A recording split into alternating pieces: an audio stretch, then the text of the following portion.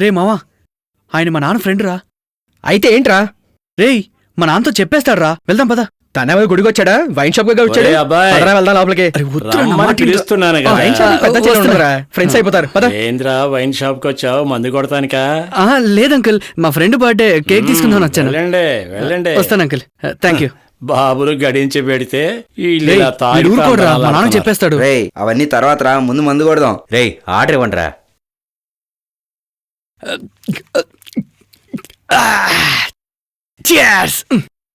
రేయ్ ఎందుకురా గ్లాస్ పిసికావు? రేయ్, ప్రస్తుతానికి ఇలాగే ఉందిరా మన పరిస్థితి. మనం చదివిన చదువుకి బేసిక్ శాలరీ 5,000. ఆ 5,000 పెట్టుకుని ఏం బీగుతాం? బస్ ఛార్జీలకి పాలపేటలకి సరిపోతాయి. ఈ మాత్రం దానికి మా నాన్న ఏమంటున్నాడు తెలుసా? డబ్బంతా తగిలేసి అలా చదివిచ్చేసాను, ఇలా చదివిచ్చేసాను, నువ్వు ఒకటే నస పెడుతున్నాడు రా. చదివేది మెకానికల్ ఇంజనీర్. దీనివల్ల మనకేంటి ఉపయోగం? రెంచులు పట్టుకొని నట్లు బోల్ట్లు బీయించుకోవడం తప్ప. నువ్వు బిగించరా, బిగించో. మనం చదివే చదువు గురించి నీకేం తెలుసు? దాని ఇంపార్టెన్స్ ఏంటో తెలియదు. అంత ఇంపార్టెంట్ ఏముందిరా మావా? ఇప్పుడు మనం అక్కడ కూర్చున్నాం కదా, ఇక్కడ కూడా మన కాంట్రిబ్యూషన్ లేనిది ఏం జరగదురా మావా. రేయ్ ఏం మాట్లాడుతున్నావురా?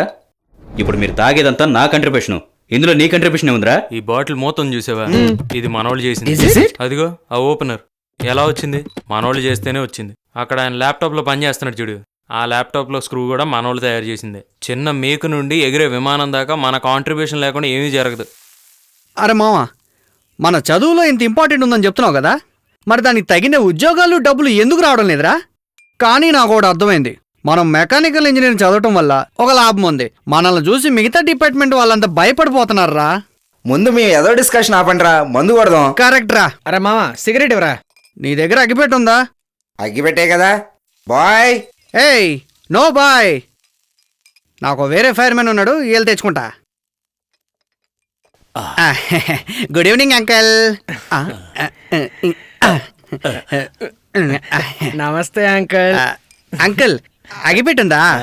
ఏంటి అంకుల్ అగిపెట్టి అడిగితే బాడీ మసాజ్ చేసుకుంటున్నారు? ఏంటి బాబు అక్కడ ఉంది, తీసుకోవచ్చుగా.